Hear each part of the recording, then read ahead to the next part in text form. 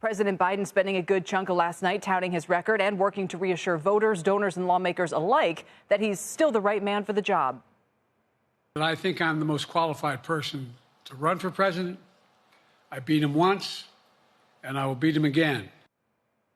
That said, donors are reportedly freezing roughly $90 million as long as Biden stays in the race. It comes as CNBC.com political finance reporter Brian Schwartz is reporting the Democratic mega donor Ron Conway is taking his concerns straight to Nancy Pelosi. That story just posted. Brian joins us now for more, along with Kim Wallace, head of Washington policy research at 22V Research.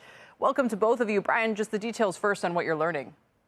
Well, thanks, Kelly. What we're learning here is right after that disastrous debate performance by Joe Biden, Ron Conway, who, just to be very clear, is a major Democratic donor in Silicon Valley. He has been loyal to Joe Biden for years. He's also been loyal to somebody else, former House Speaker Nancy Pelosi, and he brought his concerns about Biden's debate performance after what happened directly to her in phone conversations with the former House Speaker. And the message was pretty clear. It was that the debate effort could really torpedo Joe Biden's run against Donald Trump, which at the end of the day, that's Ron Conway's biggest concern. He is no fan of Trump. And his concern is that if this debate is indicative of anything, it could be the beginning of the end, in his view, for Biden. And so he brought those concerns directly to Pelosi. She heard him out, is what we were told. And, you know, it's another sign of a potential defection of a major player in the Democratic Party who raises a ton of money for the party and Joe Biden, keep in mind, after that performance and even following the press conference yesterday. Does he have a preference on Kamala Harris or someone else or some kind of process to take his place? I sense that he's among a group of people that, you know, wouldn't mind if it was the vice president, maybe. But I think that he's in this, you know, situation where a lot of other donors are. They're just trying to figure out where everything's going to land for Joe Biden, despite the fact that he has said he's not leaving the race. It goes back to a theme of our reporting for the last 2 weeks. Joe Biden has said out loud he's not going anywhere. Donors are not convinced that that is true, and that has continued. That drumbeat, Kelly, has continued for some through last night into today. And that is an issue for Biden. If they don't believe he's going to stay in because maybe he's going to change his mind or something like that, the fundraising could hit a snag even post that press conference, even through those interviews he's set to have next week. Kim, what's the significance if this fundraising reaches a bit of a snag while the president is trying to kind of start building momentum if he is going to stay in the race till the fall? It doesn't matter as much this week or next week. When it really matters is when you're making the final push in September and October. That goes back to a point that Brian and others have alluded to.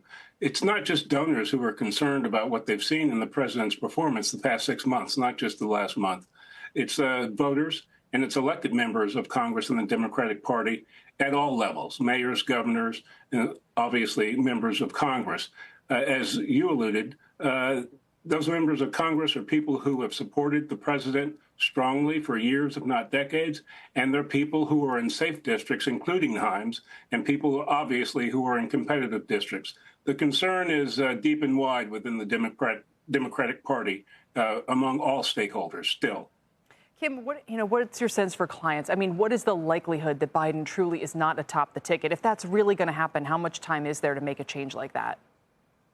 Well, for clients, we start our observation similar to what Bob was saying at the beginning of the segment. The U.S. is fortunate in many ways. One of them is the deep and liquid markets, both financial and credit, a rule book that's generally applied evenly, and the opportunity for people to take risk and start businesses or make investments without having to worry about anything but that rule book generally. You start there.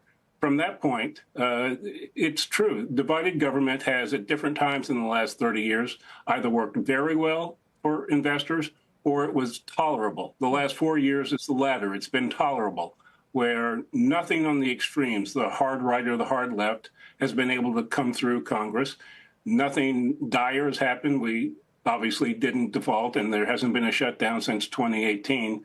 But the items that have passed include bipartisan items such as the industrial policy suite that President Biden introduced after the supply chain shock, endorsed at the beginning or at the end by Democrats, Republicans, and independents.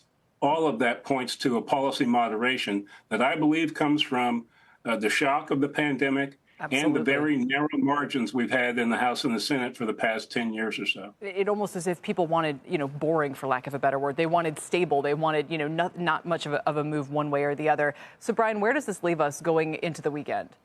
Yeah, I want to be clear about something here. If Joe Biden loses Ron Conway, he will lose much of his support in Silicon Valley. And why is that? It's because Ron Conway has a massive Rolodex of people that he knows in the tech community, some of which, of course, were not sold on Biden, at least in the latter stages of this campaign, because of the administration's stance on crypto and the like.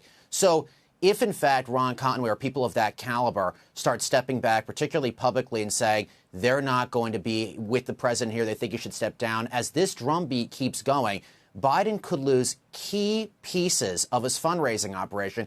And let's keep in mind here, the six-figure checks that the Biden campaign keeps saying they may not need as much, that money doesn't just go to the campaign. It also goes to the Democratic National Committee and over a dozen state parties, which help down-ballot races. So they do need some of these people to stay in the game. And maybe they feel like they will have enough come November, but it's going to be fascinating to see if these people stick with them heading into the convention.